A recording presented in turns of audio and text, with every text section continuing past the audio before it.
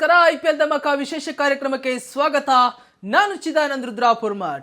ಪಾಂಡ್ಯ ಪವರ್ಗೆ ಪತರ್ಗುಟ್ಟಿದ ಡೆಲ್ಲಿ, ವಿರಾಟ್ ಬೊಂಬಾಟಾಟಕ್ಕೆ ತಂಡ ಹೊಡೆದ ಡೆಲ್ಲಿ ಬಾಯ್ಸ್. ಹೌದು, ಇವತ್ತು ತವರಿನ ಅಂಗಳದಲ್ಲಿ ಸೋತಿದ್ದರ ಪರಿಣಾಮವಾಗಿ ಸೇಡು ತೀರಿಸಿಕೊಂಡಿದೆ ರಾಯಲ್ ಚಾಲೆಂಜರ್ಸ್ ಬೆಂಗಳೂರು ತಂಡ. ಈ ಒಂದು RCB ಬ್ಯಾಟಿಂಗ್ನ ಅಬ್ಬರದ ಮುಂದೆ, RCB ಆಟದ ಮುಂದೆ ಡೆಲ್ಲಿ ಕ್ಯಾಪಿಟಲ್ಸ್ ತಂಡ ಇವತ್ತು ಸೋಲಿನ ರುಚಿಯನ್ನು ಕಂಡಿದೆ. ಹಾಗಾಗಿ ಇವತ್ತು ತುಂಬಾ ಇಂಟ್ರೆಸ್ಟಿಂಗ್ ಆಗಿರುವಂತಹ ವಿಚಾರಗಳ ಬಗ್ಗೆ ಮಾತನಾಡಲೇಬೇಕು. ಇವತ್ತಿನ ಪಂದ್ಯ ಹೇಗಿತ್ತು? ಸೋಲಿನತ್ತ ತಿರುಗ್ತಾ ಇರುವಂತಹ ಪಂದ್ಯ ಗೆಲುವಿನ ಕಡೆಗೆ ಟರ್ನ್ ಆಗಿದ್ದು ಎಲ್ಲಿ? RCBಯ ಸಂಘಟಿತ ಆಟ ಹೇಗಿತ್ತು? ಅಂಕಪಟ್ಟಿಯಲ್ಲಿ ಅಗ್ರ ಸ್ಥಾನಕ್ಕೆ ಬಂದದ್ದು ಹೇಗೆ? ಆರೆಂಜ್ ಕ್ಯಾಪ್, ಪರ್ಪಲ್ ಕ್ಯಾಪ್ ಎಲ್ಲವೂ ಕೂಡ ಇವತ್ತು RCB ಯದ್ದೇ. ಹಾಗಾಗಿ RCB ಇವತ್ತಿನ ಪಂದ್ಯದ ಗೆಲುವಿನ ಮೂಲಕ ಹಲವು ದಾಖಲೆಗಳನ್ನು ನಿರ್ಮಿಸಿದೆ. ಇದ್ರ ಬಗ್ಗೆ ಮಾತಾಡಲಿಕ್ಕೆ ನಮ್ಮ ಜೊತೆಗೆ ಇವತ್ತಿದ್ದಾರೆ ಸ್ಪೋರ್ಟ್ಸ್ ರಿಪೋರ್ಟರ್ ರಮೇಶ್ ಕೋಟೆ ಅವರು. ಈ ಮುಂಚಿತವಾಗಿ ನಾವು ಮಾತಾಡಿದ್ವಿ ಪಂದ್ಯ ಹೇಗಿರಲಿದೆ ಎನ್ನುವಂಥದ್ರ ಬಗ್ಗೆ. ಪಂದ್ಯದ ನಂತರ ಮತ್ತೊಮ್ಮೆ ನಾನು ಭೇಟಿಯಾಗಿ ಪಂದ್ಯದ ಫಲಿತಾಂಶದ ಬಗ್ಗೆ ತಿಳಿಸ್ಕೊಡ್ತೇನೆ ಎನ್ನುವಂತ ಮಾತನ್ನ ಹೇಳಿದ್ವಿ. ಹಾಗಾಗಿ ಇವತ್ತು ಅವರು ನಮ್ಮ ಜೊತೆಗೆ ಜಾಯ್ನ್ ಆಗಿದ್ದಾರೆ. ತಡ ಮಾಡೋದು ಬೇಡ, ಮ್ಯಾಚ್ ಹೆಂಗಿತ್ತು ಮಾತಾಡ್ಸೋಣ ಬಂದ್ಬಿಡುವ. ರಮೇಶ್ ಅವರ ಕಾರ್ಯಕ್ರಮಕ್ಕೆ ಸ್ವಾಗತ. Thank you. ಖುಷಿಯ ವಿಚಾರ, ನಮ್ಮ ಬೆಂಗಳೂರು ತಂಡ ಡೆಲ್ಲಿ ಅಂಗಳಕ್ಕೆ ಹೋಗಿ ಸೋಲಿನ ರುಚಿಯನ್ನು ಕಾಣಿಸಿದೆ ಡೆಲ್ಲಿ ಕ್ಯಾಪಿಟಲ್ಸ್ ತಂಡಕ್ಕೆ. ಹೇಗಿತ್ತು ಇವತ್ತು ಒಟ್ಟಾರೆನೇ ಪಂದ್ಯ ಅಂತ? ಸಖತ್ತಾಗಿತ್ತು ಮ್ಯಾಚು. ಇದರಲ್ಲಿ ಒಂದು ಬೌಲಿಂಗ್ ಆಗ್ಬೋದು, ಬ್ಯಾಟಿಂಗ್ ಎರಡೂ ವಿಭಾಗದಲ್ಲೂ ಕೂಡ RCB ಚೆನ್ನಾಗಿ ಪರ್ಫಾರ್ಮೆನ್ಸ್ ಬಂದಿದೆ. ವಿಶೇಷವಾಗಿ ನಾವು ವಿರಾಟ್ ಕೊಹ್ಲಿ ಮತ್ತು ಕೃಣಾಲ್ ಪಾಂಡ್ಯ ಅವರ ಒಂದು ಜೊತೆ ಆಟ ನಾವು ಮೆಚ್ಚಲೇಬೇಕು. ಸಖತ್ತಾಗಿ ಆಡಿದ್ರು. ಎಲ್ಲೋ ಒಂದು ಕಡೆ ನಾವು 3 ವಿಕೆಟ್ ಕಳ್ಕೊಂಡಾಗ RCB ತಂಡ ಒಂದು ಸೋಲಿನ ಅಂಚಲ್ಲಿ ಅಂದರೆ ಸಂಕಷ್ಟಕ್ಕೆ ಸಿಲುಕಿತ್ತು. ಈ ವೇಳೆ ನಾವೆಲ್ಲರೂ ಅಂದ್ಕೊಂಡ್ವಿ RCB ತಂಡ ಈ ಮ್ಯಾಚಲ್ಲಿ ಗೆಲ್ಲುತ್ತಾ ಇಲ್ವಾ ಅನ್ನೋ ಒಂದು ಅನುಮಾನಗಳು ನಮಗೆ ಶುರುವಾಗಿತ್ತು. ಆದರೆ ಈ ಒಂದು ಅನುಮಾನನ ವಿರಾಟ್ ಕೊಹ್ಲಿ ಮತ್ತು ಕೃಣಾಲ್ ಪಾಂಡ್ಯ ಅವರು ದೂರ ಮಾಡಿದರು. ಇವರಿಬ್ಬರು ಒಂದು ಕ್ರೂಷಿಯಲ್ ಪಾರ್ಟ್ನರ್ಶಿಪ್ ಆಡಿದರು. 1-1-9 ಪಾರ್ಟ್ನರ್ಶಿಪ್ ಆಡಿದ್ರು. ಇವರು ತುಂಬ ಚೆನ್ನಾಗಿ ಆಡಿದರು. ಅದರಲ್ಲೂ ವಿಶೇಷವಾಗಿ ಕೃಣಾಲ್ ಪಾಂಡ್ಯ ಅವರು ಒಂದು ಎಂಡಲ್ಲಿ ನಿಂತ್ಕೊಂಡು ಸಖತ್ತಾಗಿ ಬ್ಯಾಟಿಂಗ್ ಮಾಡ್ತಾಯಿದ್ರು. ವಿರಾಟ್ ಕೊಹ್ಲಿ ಅವರು ಏನು ಆ್ಯಸ್ ಯೂಶುವಲ್ ಹಿಂದಿನ ಮ್ಯಾಚ್ಗಳಲ್ಲಿ ಚೇಸಿಂಗಲ್ಲಿ ಅವ್ರು ಯಾವ ರೀತಿ ಆ್ಯಂಕಲ್ ರೋಲ್ ಮಾಡ್ತಾರೆ ಆ ರೀತಿ ಅವ್ರು ಆಟ ಆಡ್ತಾ ಇದ್ದಾರೆ. ಕೃಣಾಲ್ ಪಾಂಡ್ಯ ಅವರು ಒಂದು ಆಕ್ರಮಣಕಾರಿ ಬ್ಯಾಟಿಂಗ್ ಪ್ರದರ್ಶನ ತೋರ್ತಾ ಇದ್ರು. ಒಂದು ಎಲ್ಲ ಬೌಲರ್ ನೋಡ್ತಾ ಇದ್ರು, ಯಾವ್ಯಾವ ಒಳ್ಳೆ ಬಾಲ್ ಬಂದರೆ ರೆಸ್ಪೆಕ್ಟ್ ಕೊಡ್ತಾ ಇದ್ರು, ಬ್ಯಾಟ್ ಬಾಲ್ ಬಂದರೆ 4-6 ಹೊಡಿತಾ ಇದ್ರು. ವಿರಾಟ್ ಕೊಹ್ಲಿ ಅವರು ತುಂಬ ಒಂದು ರೀತಿ ಸಿಂಗಲ್ಸ್ ಡಬಲ್ಸ್ ಜಾಸ್ತಿ ಆಡ್ತಾ ಇದ್ರು. ಅವ್ರ ಇನ್ನಿಂಗ್ಸಲ್ಲಿ ನಾವು ನೋಡಿದಾಗ ಜಸ್ಟ್ 4 ಬೌಂಡ್ರೀಸ್ ಅಷ್ಟೇ ಅವ್ರು ಹೊಡೆದಿರೋದು. ಇನ್ನೆಲ್ಲಾನು ಕೂಡ ಅವ್ರು ಹೊಡೆದಿದ್ದು ಸಿಂಗಲ್ಸ್ ಡಬಲ್ಸೇ ಓಡಿದ್ದು. ಅಂದರೆ ಈ ಸಿಚುವೇಶನಲ್ಲಿ ಈ ಥರ ಗೇಮ್ ಬರಬೇಕಾಗಿತ್ತು ವಿರಾಟ್ ಕೊಹ್ಲಿ ಅವರಿಂದ. ಸೊ ಅವ್ರೇನು ಮಾಡ್ತಾ ಇದ್ರು, ಚೇಸಿಂಗಲ್ಲಿ ಅವ್ರು ಏನು ಮಾಡ್ತಾ ಇದ್ರು ಆ ಒಂದು ಕೆಲಸನ ಈ ಪಂದ್ಯದಲ್ಲಿ ಅವರು ಅಚ್ಚುಕಟ್ಟಾಗಿ ಮಾಡಿಕೊಟ್ರು. ಅದರಲ್ಲೂ ವಿಶೇಷವಾಗಿ ಬೆಂಗಳೂರಲ್ಲಿ RCB ತಂಡ ಸೋತಿತ್ತು ಡೆಲ್ಲಿ ಕ್ಯಾಪಿಟಲ್ಸ್ ವಿರುದ್ಧ. ಈ ಒಂದು ಪಂದ್ಯದಲ್ಲಿ ಇವರು ಆಡಲೇಬೇಕಾಗಿತ್ತು. ವಿರಾಟ್ ಕೊಹ್ಲಿ ಮೇಲೆ ಸಾಕಷ್ಟು ಒತ್ತಡ ಇತ್ತು ಈ ಮ್ಯಾಚಲ್ಲಿ ಆಡಲೇಬೇಕಂತ. ಅದರಲ್ಲೂ ಫ್ಯಾನ್ಸ್ಗೆ ಸಾಕಷ್ಟು ನಿರಾಶೆ ಇತ್ತು. ವಿರಾಟ್ ಕೊಹ್ಲಿ ಅವರು ಈ ಮ್ಯಾಚಲ್ಲಿ ಚೆನ್ನಾಗಿ ಆಡಿ KL ರಾಹುಲ್ ಅವರು ಅವತ್ತೇನು ಕಾಂತಾರ ಸ್ಟೈಲಲ್ಲಿ ಒಂದು ಇದು ಮಾಡಿದ್ರು. ಇವತ್ತು ಕೂಡ ಅದನ್ನ ಅದೇ ರೀತಿಯಾಗಿ ಸೆಲೆಬ್ರೇಷನ್ ಮಾಡಿದ್ದಾರೆ ವಿರಾಟ್ ಕೊಹ್ಲಿ ಅವರು. ತಾವು ಆ ವಿಡಿಯೋ ನೋಡಿರ್ಬೋದು.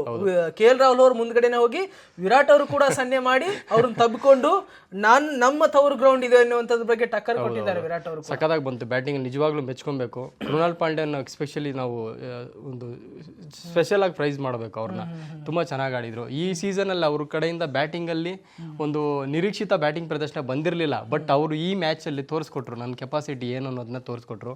ಬೌಲಿಂಗಲ್ಲಿ ಹಿಂದೆ ಮಾಡಿದ್ರು, ಒಂದು ಮ್ಯಾಚ್ ವಿನ್ನಿಂಗ್ ಪರ್ಫಾರ್ಮೆನ್ಸ್ ತಂದಿದ್ರು, ಕೆಲವೊಂದು ಮ್ಯಾಚ್ಗಳಲ್ಲಿ ತಂದಿದ್ರು. ಬಟ್ ಬ್ಯಾಟಿಂಗಲ್ಲಿ ಬಂದಿರಲಿಲ್ಲ. ಈ ಮ್ಯಾಚಲ್ಲಿ ಬಂತು. ತುಂಬಾ ಖುಷಿ ಆಯಿತು ಕೃಣಾಲ್ ಪಾಂಡ್ಯ ಅವ್ರ ಬ್ಯಾಟಿಂಗ್ ನೋಡ್ಲಿಕ್ಕೆ. ಹೌದು ಸರ್, ಇವತ್ತು ನಮ್ಮ ಬೌಲಿಂಗ್ ಬಗ್ಗೆನೂ ಮಾತಾಡಲೇಬೇಕು. ಎಸ್ಪೆಷಲಿ RCB ಬೌಲಿಂಗ್ ಬಗ್ಗೆ. RCB ಬಗ್ಗೆ ಬೌಲಿಂಗ್ ಬಗ್ಗೆ ಯಾವಾಗಲೂ ಕೂಡ ಕಾಮೆಂಟ್ ಇದ್ದದ್ದೇ.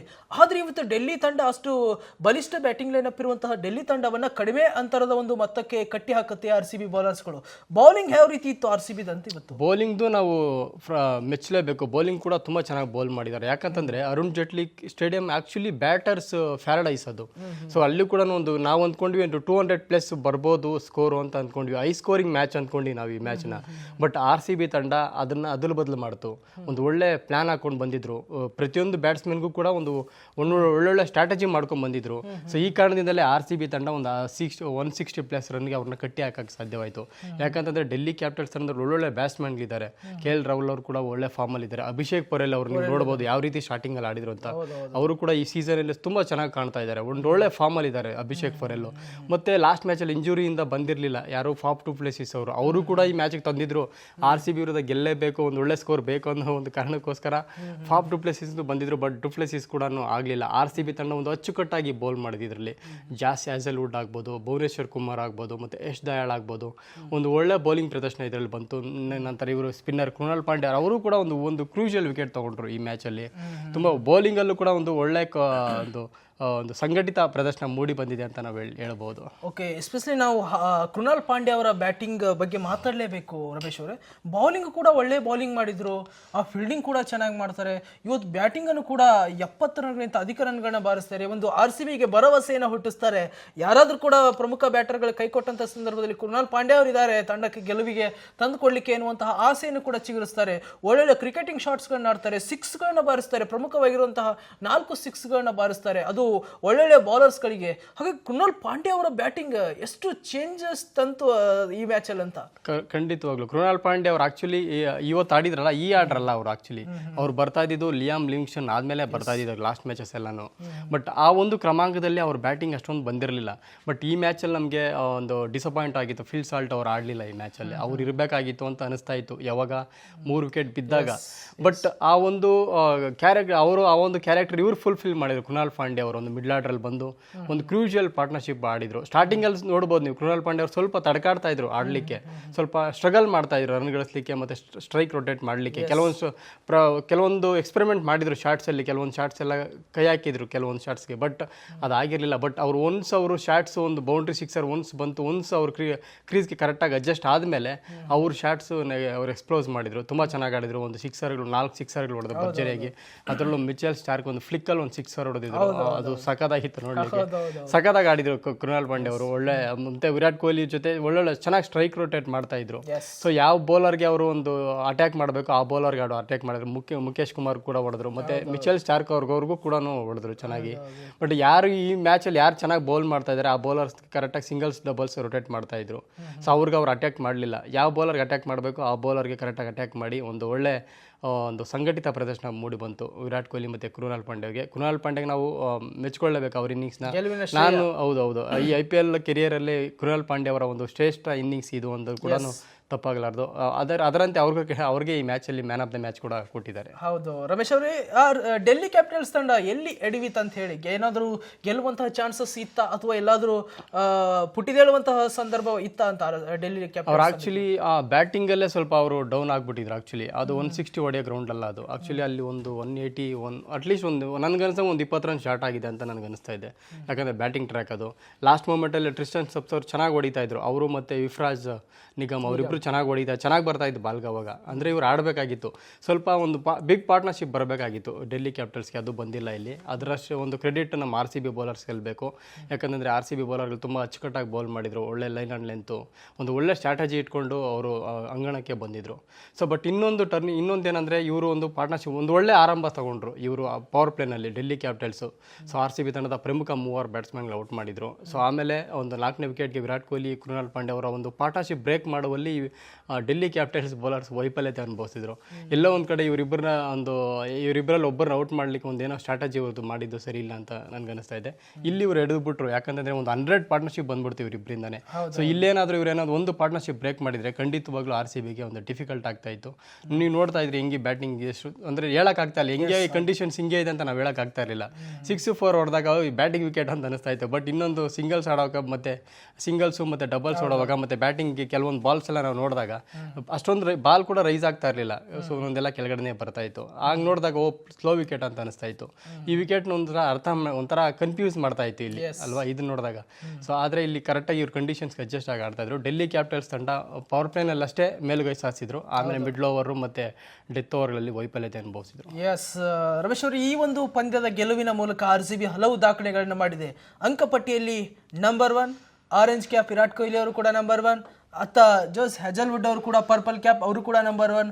ಹೀಗೆ RCB ದಾಖಲೆಗಳ ಮೇಲೆ ದಾಖಲೆ ಅಂತ ಕಪ್ ಗೆಲ್ಲದೆ ಇದ್ರು ಕೂಡ ಈ ತರದ ಹಲವು ದಾಖಲೆಗಳು RCB RCB ನಾವು ಅಂದ್ಕೊಂಡು ಸ್ಟಾರ್ಟಿಂಗ್ ಅಲ್ಲಿ ಒಂದು ಒಳ್ಳೆ ಟೀಮ್ ಇದೆ ಈ ಸಲ ಅಂದ್ಕೊಂಡ್ವಿ. ಬ್ಯಾಟಿಂಗ್ ಆಗ್ಬೋದು, ಬೌಲಿಂಗ್ ಆಗ್ಬೋದು, ಆಲ್ರೌಂಡರ್ 3 ಡಿಪಾರ್ಟ್ಮೆಂಟ್ ಅಲ್ಲಿ RCB ತಂಡ ಬಲಿಷ್ಠವಾಗಿದೆ ಅಂತ ನಾವು ಅಂದ್ಕೊಂಡ್ವಿ.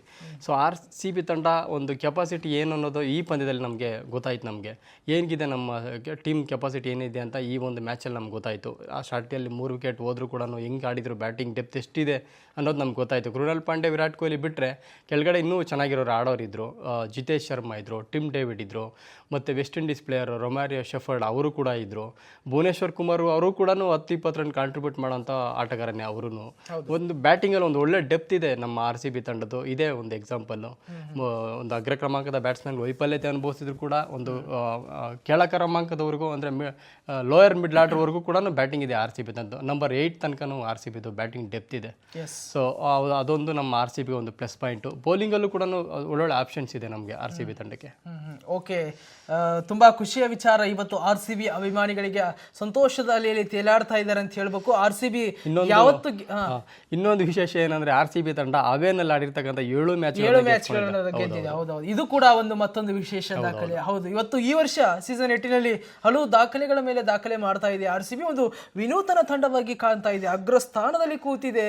ಆರೆಂಜ್ ಕ್ಯಾಪು ನಮ್ದ, ಪರ್ಪಲ್ ಕ್ಯಾಪು ನಮ್ದ, ಒಂಥರ ವಿಶೇಷ ಸ್ಟೈಲ್ ಅಲ್ಲಿ ಹೇಳ್ಬೇಕಾದ್ರೆ ಹೋಗ್ಲಿ. ಕೊನೆಯವರೆಗೂ ಕೂಡ RCB ಇದೇ ದಾಖಲೆಗಳನ್ನ ಮುಂದಿಟ್ಕೊಂಡು ಕೊನೆಗೆ ಆ ಕಪ್ಪನ್ನ ಮೇಲೆತ್ಲಿ, 18 ವರ್ಷಗಳ ಕಾಯುವಿಕೆಗೆ ಅಂತ್ಯ ಹಾಡಲಿ ಎನ್ನುವಂಥದ್ದು. ಮತ್ತೆ ನಿಮ್ಮನ್ನ ಮುಂದಿನ ವಿಡಿಯೋದಲ್ಲಿ ಭೇಟಿ ಆಗ್ತೇನೆ. Thank you so much Ramesh ಅವರೇ.